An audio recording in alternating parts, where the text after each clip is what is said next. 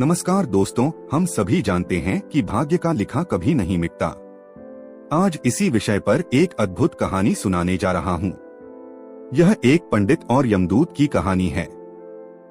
दोस्तों, कहानी को ध्यान पूर्वक सुनिएगा। बहुत ही अच्छी कहानी है। आपके मन की सभी शंकाएं दूर हो जाएंगी।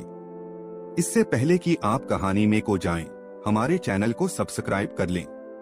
दोस्तों, एक समय की बात है।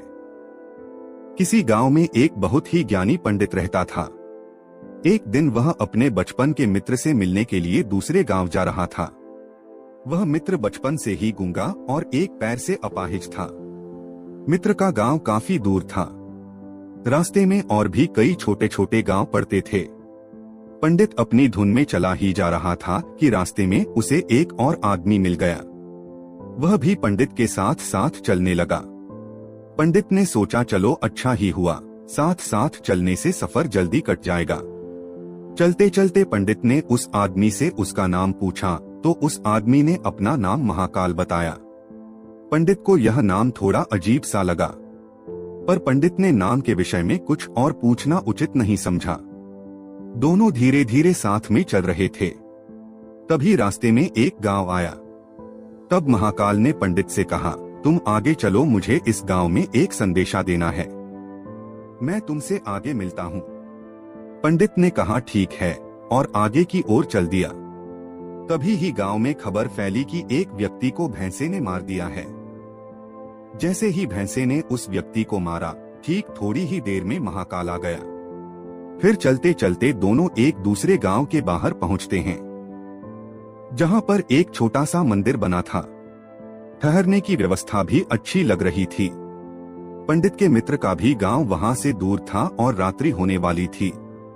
तो पंडित ने कहा, रात्रि होने वाली है, पूरा दिन चलते चलते थकान भी लग रही है और भूख भी लगी है, तो यहीं भोजन करके आराम कर लेते हैं। सुबह आराम से आगे का सफर करेंगे। महाकाल ने कहा, ठीक है, मुझे इस गांव में किसी को कुछ जरूरी सामान देना है। तुम खाना खा लो और आराम करो, मैं बाद में आकर खा लूंगा। इतना कहकर वह चला गया, लेकिन उसके जाते ही कुछ ही देर में उस गांव में धुआं उठता दिखाई दिया और देखते ही देखते पूरे गांव में आग लग गई। पंडित ने आश्चर्य से सोचा, यह महाकाल जहां भी जाता है वहां किसी न किसी तरह की हानि जरूर हो जाती है, कुछ तो गड़बड़ है। लेकिन पंडित ने रात्रि में महाकाल से इस बात का कोई जिक्र नहीं किया। सुबह दोनों ने फिर अपने गंतव्य की ओर चलना प्रारंभ कर दिया। कुछ ही दूर में फिर एक गांव आया तो महाकाल ने पंडित से कहा, आप आगे चलते जाइए, मैं कुछ दूर में आपसे मिलता हूँ। मुझे इस गांव में भी कुछ जरूरी काम है। मैं काम खत्म करके आपसे कुछ आगे मिल लेता हूँ। यह कहकर महाकाल जाने लगा। लेकिन इस बार पंडित आगे नहीं बढ़ा, बल्कि वहीं खड़ा होकर महाकाल को देखता रहा कि अब वह कहाँ जाता है और क्या करता है। तभी लोगों की आवाजें सुनाई देने लगी। किसी व्यक्ति को सांप ने काट लिया है और वह मर गया है। ठीक उसी समय महाकाल फिर से उस पंडित के पास पहुंच गया। लेकिन इस बार पंडित को सहन नहीं हुआ। उसने महाकाल से पूछ ही लिया कि तुम जिस गांव में जाते हो वहां कोई ना कोई नुकसान जरूर हो जाता है। क्या तुम मुझे बता सकते हो, ऐसा क्यों होता है? तब महाकाल ने जवाब दिया, पंडित जी, आप तो मुझे बहुत बड़े ज्ञानी मालूम पड़े थे, इसीलिए मैं आपके साथ चलने लगा था, क्योंकि ज्ञानियों का संग बहुत अच्छा होता है। परंतु आप अभी तक समझ नहीं पाए कि मैं कौन हूँ। पंडित ने कहा, मैं समझ गया हूँ, लेकिन मुझे कुछ शंका है। अगर आप ही अपना उपयुक्त परिचय दे दें तो मुझे आसानी होगी। महाकाल ने जवाब दिया, मैं यमदूत हूँ और यमराज की आज्ञा से उन लोगों के प्राण हरण करता हूँ जिनकी आयु पूर्ण हो चुकी है। हालांकि पंडित को पहले से ही इस बात की शंका थी, फिर भी महाकाल के मुंह से यह सुनकर पंडित घबरा गया। लेकिन फिर से हिम्मत करके पूछा, अगर ऐसी बात है और तुम सचमुच ही यमदूत हो तो बताओ, अगली मृत्यु किसकी है? यमदूत ने जवाब दिया, अगली मृत्यु तुम्हारे उसी मित्र की है जिससे तुम मिलने जा रहे हो, और उसकी मृत्यु का कारण भी तुम ही बनोगे। यह बात सुनकर पंडित चौंक गया और सोच में पड़ गया कि वास्तव में यदि यह महाकाल यमदूत हुआ तो उसकी बात भी सही होगी और उसके कारण मेरे बचपन के सबसे घनिष्ठ मित्र की मृत्यु हो जाएगी। इसलिए अच्छा यही होगा कि मैं अपने मित्र से मिलने ही ना जाऊं। कम से कम मैं तो उसकी मृत्यु का कारण नहीं बनूंगा। महाकाल ने कहा, तुम जो सोच रहे हो वह सब मुझे पता है, मगर तुम्हारे अपने मित्र से मिलने ना जाने से नीति नहीं बदल जाएगी। तुम्हारे मित्र की मृत्यु निश्चित है और वह अगले कुछ ही क्षणों में घटित होने वाले हैं। महाकाल के ऐसी बातें सुनकर पंडित को झटका सा लगा, क्योंकि महाकाल ने उसके मन की बात जान ली थी, जो एक साधारण व्यक्ति के लिए संभव नहीं है। अब पंडित को विश्वास हो गया कि यह महाकाल सचमुच में ही यमदूत है। इसलिए वह अपने मित्र के मृत्यु का कारण न बने, इस कारण में पीछे की ओर मुड़ा और अपने गांव की ओर जाने लगा। परंतु जैसे ही पंडित मुड़ा, उसका मित्र तेजी से उसकी ओर आता दिखाई दिया, जो पंडित को देखकर अत्यंत प्रसन्न दिख रहा था। अपने मित्र के आने की गति को देखकर पंडित को ऐसा लगा जैसे कि उसका मित्र काफी समय से उसके पीछे की आ रहा है। लेकिन वह बचपन से ही गूंगा था और पैर से अपाहिज था, इसलिए ना तो पंडित तक पहुंच पा रहा था और ना ही पंडित को आवाज देकर रोक पा रहा था। लेकिन जैसे ही वह पंडित के पास पहुंचा, अचानक उसकी मृत्यु हो गई। पंडित हक्का बक्का होकर महाकाल की ओर देखने लगा, जैसे कि वह पूछना चाह रहा हो कि आखिर क्या हुआ। महाकाल ने पंडित की मन की बात समझ गया और बोला, तुम्हारा मित्र पिछले गांव से ही पीछे पीछे आ रहा था, लेकिन वह अपाहिज और गूंगा होने की वजह से तुम तक नहीं पहुंच सका। उसने अपनी संपूर्ण ताकत लगाकर तुम तक पहुंचने की कोशिश की, लेकिन बुढ़ापे में बचपन जैसी ताकत नहीं होती, इसलिए हृदयाघात के कारण तुम्हारे मित्र की मृत्यु हो गई। क्योंकि तुमसे मिलने के लिए वह अपनी सीमाओं को लांघते हुए तुमसे मिलने के लिए पीछे पीछे भाग रहा था, इसलिए अपने मित्र की मृत्यु का कारण तुम ही बने हो। अब पंडित को विश्वास हो चुका था कि सचमुच में महाकाल एक यमदूत है और उसका कार्य जीवों के प्राण करना है। पंडित एक ज्ञानी व्यक्ति था, इसलिए यह भी जानता था कि मृत्यु पर किसी का बस नहीं चलता। सभी जीवों को एक न एक दिन तो मरना ही है। यही सोचकर उसने अपने आप को संभाल लिया। लेकिन अचानक पंडित के मन में अपने मृत्यु के बारे में जानने की इच्छा हुई, इसलिए उसने महाकाल से कहा, जब मृत्यु मेरे मित्र की होनी थी तो तुम शुरू से ही मेरे साथ क्यों चल रहे थे? महाकाल ने जवाब दिया, मैं तो सभी के साथ चलता हूँ और हर क्षण चलता रहता हूँ, किंतु लोग पहचान नहीं पाते, क्योंकि लोगों के पास अपनी समस्याओं के अलावा किसी और व्यक्ति, वस्तु या घटना के संदर्भ में सोचने व उसे देखने समझने का समय ही नहीं होता है। तो पंडित ने कहा, क्या तुम बता सकते हो मेरी मृत्यु कब और कैसे होगी? तो महाकाल ने कहा कि किसी सामान्य जीव को यह जानना उपयुक्त नहीं है, क्योंकि कोई भी जीव अपनी मृत्यु के बारे में जानकर दुखी ही होता है। लेकिन तुम ज्ञानी व्यक्ति प्रतीत होते हो। तुमने अपने मित्र की मृत्यु को जितनी आसानी से सहन कर लिया है, उसे देखकर लगता है कि तुम अपनी मृत्यु के बारे में जानकर भी दुखी नहीं होगे। तो सुनो, तुम्हारी मृत्यु आज से ठीक 6 महीने बाद आज के ही दिन किसी दूसरे राज्य में फांसी लगने से होगी। और सबसे आश्चर्य की बात यह होगी कि तुम स्वयं ही खुशी से फांसी को स्वीकार कर लोगे। इतना कहकर महाकाल जाने लगा, क्योंकि महाकाल के पास पंडित के साथ चलते रहने का कोई कारण नहीं था। पंडित भी अपने मित्र की यथाशक्ति कर्मकांड करके अपने गांव चला गया। लेकिन कोई व्यक्ति कितना भी ज्ञानी क्यों ना हो, अपनी मृत्यु की बात जानकर व्यथित तो होता ही है और मृत्यु से बचने के लिए कुछ ना कुछ करता ही है। पंडित ने भी किया, क्योंकि पंडित विद्वान था, इसलिए उसकी ख्याति उसके राज्य के राजा तक थी। पंडित ने सोचा, राजा के पास तो कई ज्ञानी मंत्री होते हैं, तो मेरी मृत्यु से संबंधित समस्या का कोई न कोई हल निकाल ही लेंगे। पंडित यह सोचते हुए राज दरबार में पहुंच जाता है और राजा को सारा वृत्तांत कह देता है। उसे सुनने के बाद राजा शांत रहा। शाम को सभा लगी तो राजा ने अपने मंत्रियों को बात बताई और उनसे सलाह मांगी। अंत में सभी ने विचार विमर्श करके कहा, अगर पंडित की बात सही है तो उसकी मृत्यु भी 6 महीने के बाद ही होगी। लेकिन मृत्यु तब होगी जब किसी दूसरे राज्य में जाएगा। यदि वह दूसरे राज्य में जाए और यहीं रहे तो उसकी मृत्यु भी नहीं होगी। मंत्रियों का यह सलाह राजा को भी उपयुक्त लगी, तो पंडित के रहने की व्यवस्था महल में कर दी गई और राजा के आदेश के बिना उस पंडित से किसी को भी मिलने नहीं दिया जाता था। लेकिन पंडित कहीं भी आ जा सकता था ताकि यह न लगे कि मैं राजा की कैद में है। परंतु पंडित डर के मारे स्वयं ही नहीं आता जाता नहीं था। धीरे धीरे पंडित की मृत्यु का समय नजदीक आने लगा और वह भी दिन आ गया जब पंडित की मृत्यु होनी थी।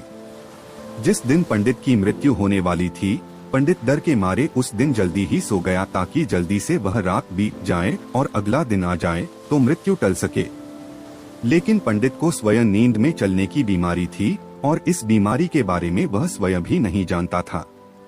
आठ राजा या किसी वैद्य को इस बीमारी के बारे में बताने का तो प्रश्न ही नहीं उठता। पंडित अपनी मृत्यु को लेकर बहुत चिंतित था और नींद में चलने की बीमारी तभी आती है जब नींद ठीक तरह से ना हो पा रही हो। तो उसी रात पंडित को नींद में चलने का दौरा पड़ा। वह उठा और महल से निकलकर अस्तबल में गया। पंडित राजा का खास मेहमान था, इसलिए किसी पहरेदार ने भी नहीं रोका और ना ही किसी तरह की पूछताछ की। अस्तबल में पहुंचकर वह सबसे तेज चलने वाले घोड़े की पीठ में सवार होकर नींद में ही राज्य की सीमा के बाहर किसी दूसरे राज्य में चला गया। इतना ही नहीं, वह दूसरे राज्य के राजा के महल में पहुंच गया और उस महल के पहरेदार ने भी उसे नहीं रोका और ना ही कोई पूछताछ की।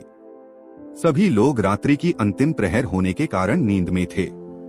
वह पंडित सीधे राजा के शयन कक्ष में पहुंच गया जहां राजा और रानी सो रहे थे। वही पंडित भी जाकर लेट गया। सुबह हुई तो राजा ने पंडित को रानी के बगल में सोया हुआ देखा, जिससे राजा बहुत क्रोधित हुआ। पंडित को गिरफ्तार कर लिया गया। पंडित को तो कुछ समझ में ही नहीं आ रहा था कि आखिर दूसरे राज्य में और राजा के शयन कक्ष में कैसे पहुंच गया, लेकिन वह सब सुनने वाला कौन था।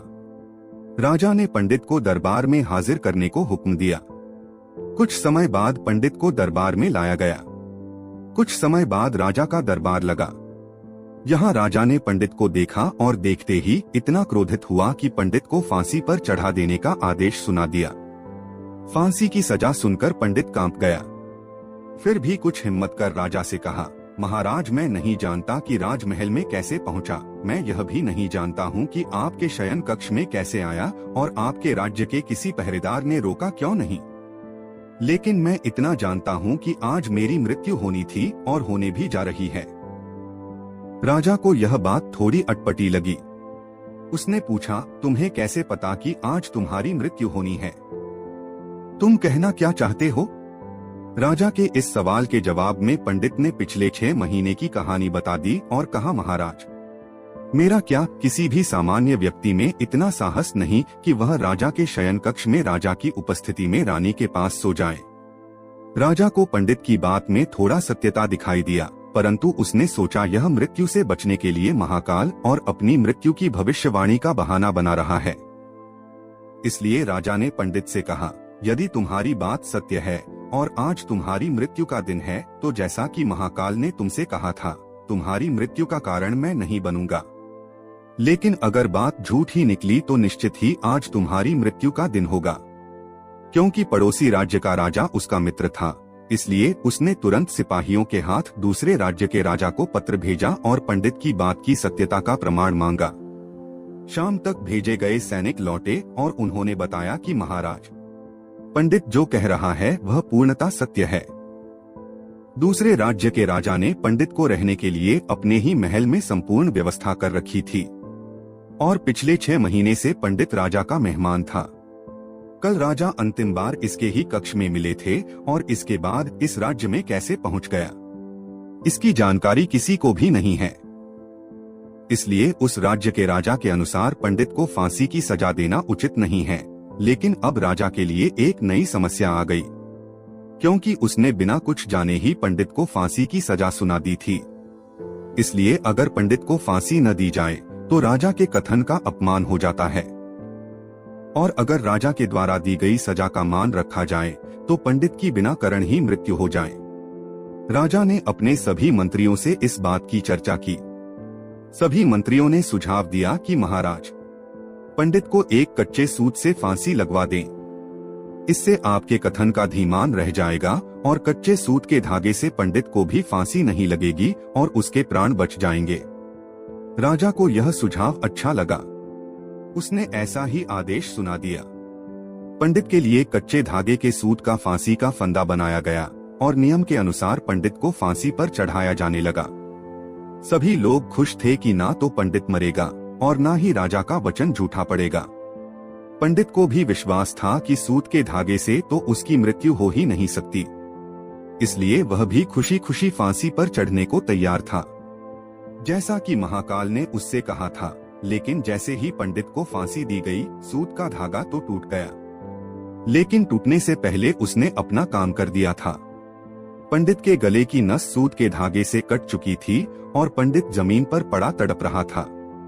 हर धड़कन के साथ उसके गले से खून की फुहार निकल रही थी और देखते ही देखते पंडित का शरीर पूरी तरह से शांत हो गया। सभी लोग आश्चर्यचकित थे, पंडित को मरते देख रहे थे। किसी को विश्वास ही नहीं हो रहा था कि इस कमजोर से धागे से किसी की मृत्यु हो सकती है, लेकिन घटना घट चुकी थी। नीति ने अपना काम कर दिया था। दोस्तों, जो होना होता है होकर ही रहता है। हम चाहे जितनी भी सावधानियां बरतें, जितना भी उपाय कर ले, लेकिन हर घटना और घटना का पूरा प्रणाली पहले से ही तय होता है, जिसे हम थोड़ा सा भी इधर उधर नहीं कर सकते। इसलिए ईश्वर ने हमें भविष्य जाने की क्षमता नहीं दी है, ताकि हम अपने जीवन को ज्यादा बेहतर तरीके से जी सके। और यही बात उस पंडित पर भी लागू होती है। यदि पंडित ने महाकाल से अपनी मृत्यु के बारे में ना पूछा होता तो 6 महीने राजा की कैद में रहकर डर डर के जीने की वजह ज्यादा बेहतर जिंदगी जीता। इसलिए जो भी हो रहा है वह भगवान की इच्छा से ही हो रहा है। हमें हमेशा ही भगवान के ऊपर भार छोड़कर अपना कर्तव्य निभाना चाहिए और हमेशा ही खुशी से जीवन जीना चाहिए। यही जीवन का सबसे बड़ा रहस्य है। दोस्तों, कहानी अच्छी लगी हो तो चैनल को जरूर सब्सक्राइब करें, वीडियो को लाइक करें, शेयर करें एवं कमेंट में अपने राय जरूर बताएं। मिलते हैं अगले वीडियो में, तब तक के लिए नमस्कार।